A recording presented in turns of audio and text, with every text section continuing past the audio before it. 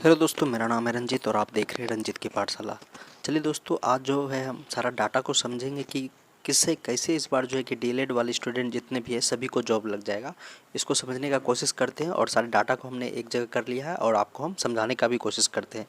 तो ये जो दोस्तों डाटा हमने कलेक्ट किया है, चलिए हम इससे शुरुआत करते हैं कि कैसे किस प्रकार डीएलएड वाले सभी डीएलएड वाले चाहे एनआईएस से हो या जैसे भी हो सभी को जॉब मिलने वाला है। तो क्योंकि अब जो है कि सीटेट का रिजल्ट आ गया है, तो अब हम लोग जो है कि एनालिसिस आसानी से कर सकते हैं। इस प्रकार से हम लोग देखेंगे और आप लोग भी आसानी से समझ सकते हैं। तो जैसा कि आप देख पा रहे हैं कि यह जो हमने डाटा कलेक्ट किया है, ये दोस्तों पेपर 1 का है।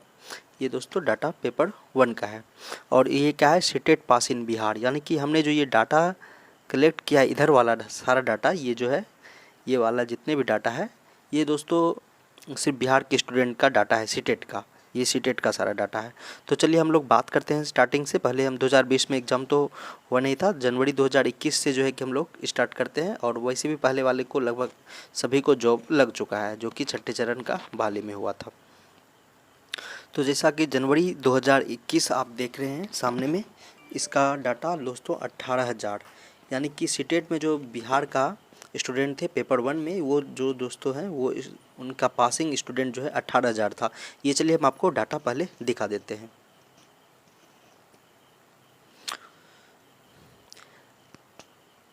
तो दोस्तों हमने 2021 जनवरी का देख लिया। अब जो है कि दिसंबर 2021 का डाटा देख लेते हैं। दिसंबर 2021 में दोस्तों जो पास हुए थे स्टूडेंट, वो लगभग 30,000 थे पेपर 1 में। तो 30,000 स्टूडेंट बिहार से पास थे, जो कि पेपर 1 दिसंबर 2021 में हुआ था एग्ज़ाम। और जैसा कि आप देख पा रहे हैं 30,000 स्टूडेंट थे। इसका भी हम आपको प्रूफ दिखा रहे हैं। 30,000 बिहार से स्टूडेंट जो कि पास हुए थे, इसका प्रूफ हम दिखा रहे हैं। तो अब जो है कि दोस्तों हम लोग दिसंबर 2022 यानी कि दिसंबर 2022 का डाटा हम लोग देखने वाले हैं। तो कितने स्टूडेंट पास हुए थे दोस्तों? जो स्टूडेंट पास हुए थे वो टोटल 25,500 है, जैसा कि मैं दिखाऊंगा आपको। 25,500 स्टूडेंट पास हुए थे। पर हुआ क्या था ना दोस्तों, यहाँ पे 60-40 का एक रेशियो आ गया था। जैसा कि कहा गया था कि 7वें चरण का बहाली में जो है कि 40% जो है कि एकेडमिक पढ़ाई से देखा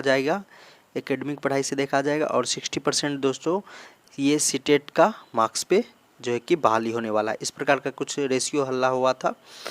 तो सभी स्टूडेंट जो है कि क्या कर रहे थे कि दोबारा स्टूडेंट दिए, ये यहाँ भी पास वाले स्टूडेंट, यहाँ भी पास वाले स्टूडेंट, उन्होंने क्या किया, फिर से एग्ज़ाम दिया।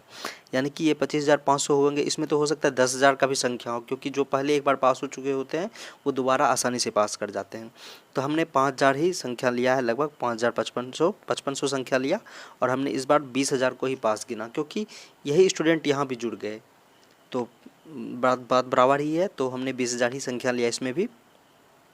अब जुलाई 2023, जैसा कि कल आपको पता है कि 25 सितंबर को रिजल्ट आ चुका है, जिसमें कि आपको पता है कि बिहार से 24,000 स्टूडेंट पास हुए हैं, जिसका प्रूफ मैं आपको दिखा रहा हूं। तो दोस्तों हमने आपको प्रूफ दिखा दिया है। तो जैसा कि 24,000 स्टूडेंट पास हुए हैं, तो अब जो है कि टोटल मिला के दोस्तों इन सभी को जब ऐड करेंगे तो वो दोस्तों हमारे पास जो डाटा निकल के आता है, अभी तक में 92,000 स्टूडेंट पास हुए हैं जनवरी 2021 से लेकर ये जुलाई 2023 का रिजल्ट को अगर हम देख लें तो हमारे पास जो डाटा निकल कर आया 92,000 का आया। तो अब 92,000 जो स्टूडेंट आया दोस्तों, मैं आपको एक चीज़ें बता दूँ। सबसे पहले सीटेट पेपर 1 का जो है एग्ज़ाम बीएड वाले भी देते थे। यानी कि इधर जो स्टूडेंट जो भी पास हुए हैं पेपर 1 में, इसमें ज़रूरी नहीं कि सिर्फ डीएलएड वाले हैं, इसमें आधा से अधिक बीएड वाले हैं, क्योंकि बीएड वाले ज़्यादातर स्टूडेंट भी देते थे पेपर 1 का एग्ज़ाम और वो पास कर जाते थे, वो प्राइमरी में टीचर बनते थे। तो बीएड वाले जल्दी एग्ज़ाम क्वालिफाई कर जाते थे। ये पेपर 1 वाला, पेपर 2 निकाले ना निकाले, पर वो पेपर 1 जल्दी निकाल लेते थे। ये भी थोड़ी सच्चाई है, पेपर 2 को बहुत दिक्कत होता है। तो पेपर 1 इसमें भी था, बीएड वाले इसमें भी हैं, बीएड वाले इसमें भी हैं, बीएड वाले इसमें भी है, बीएड वाले इसमें भी है। इसमें किस प्रकार है आपको बता देते हैं।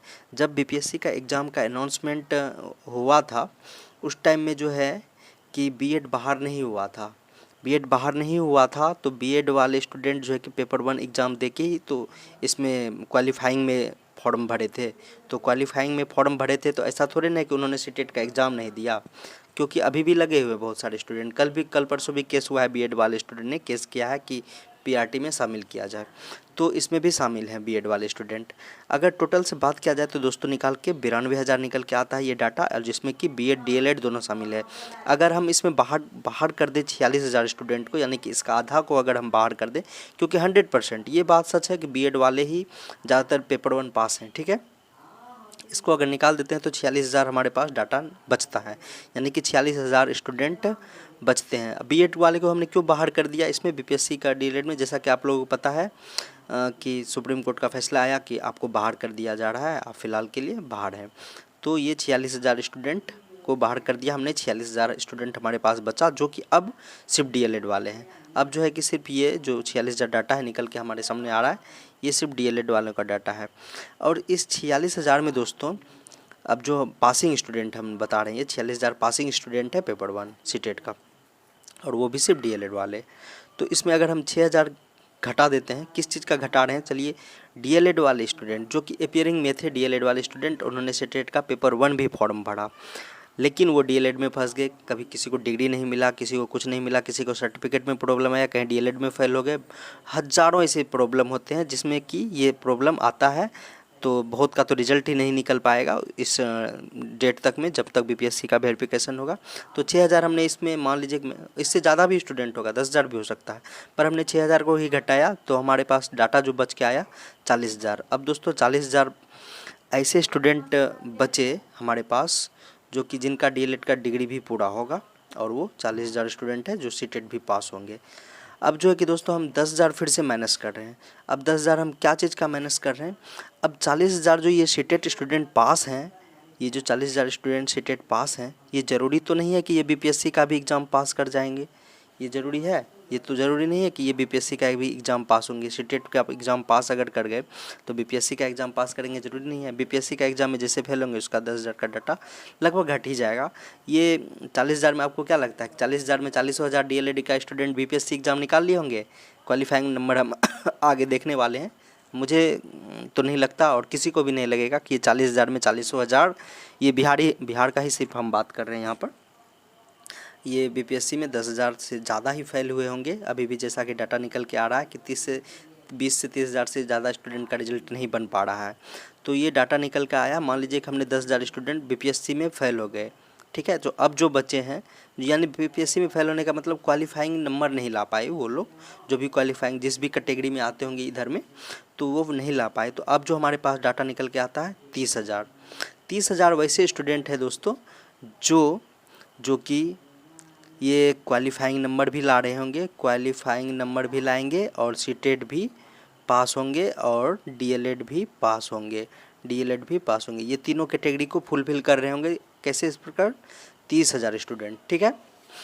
अगर मान लीजिए कि हमने यहाँ पे 46,000 स्टूडेंट को बाहर किया बीएड से, ये सीटेट वाले से पेपर 1 जो पास रहते हैं, हम 46,000 ना पास करके 10,000 और मान लीजिए कि मतलब घटा देते हैं, 36,000 को ही बाहर करते हैं, ठीक है। अगर हो सकता है कि 56,000 स्टूडेंट हो जो कि सीटेट का पेपर, अगर हम यहाँ पे 36,000 को ही बाहर करते हैं तो 56,000 निकल के आता है, बचता है हमारे पास स्टूडेंट। 56,000 में फिर से हमने 6,000 डीएलएड और सर्टिफिकेट वाले को बाहर कर दिया, तो जो अब बचा है 50,000, 50,000 में 10,000 फिर से हमने बाहर किया, जो कि बीपीएससी एग्ज़ाम नहीं निकाल पाएंगे। तो फिर भी हमारे पास जो स्टूडेंट की संख्या निकल के आती है 40,000, जो कि क्वालिफाई होंगे बीपीएससी के एग्ज़ाम में, सीटेट भी पास होंगे पेपर 1 का, और डीएलएड भी पास होंगे। इन तीनों प्रक्रिया ये तीनों फुलफिल कर रहे होंगे, तो ये इतने प्रकार के 40,000 स्टूडेंट हैं। अब हम दोस्तों बीपीएससी पे एग्ज़ाम पे चलते हैं। बीपीएससी एग्ज़ाम पे क्या करते हैं, शिक्षक भर्ती में कुल सीट 67,000 हमने लिखा है। 67,000 क्यों लिखा है, चलिए हम आपको दिखाते हैं, क्योंकि हम उर्दू और बंगला को नहीं गिन रहे हैं, ठीक है। उर्दू और बंगला को अगर हम नहीं गिनेंगे तो चलिए अब हम आपको संख्या दिखाते हैं। उर्दू अगर बंगला को हम ना गिने तो अब जो है कि निकल के आएगा हमारे पास 67,000, ठीक है।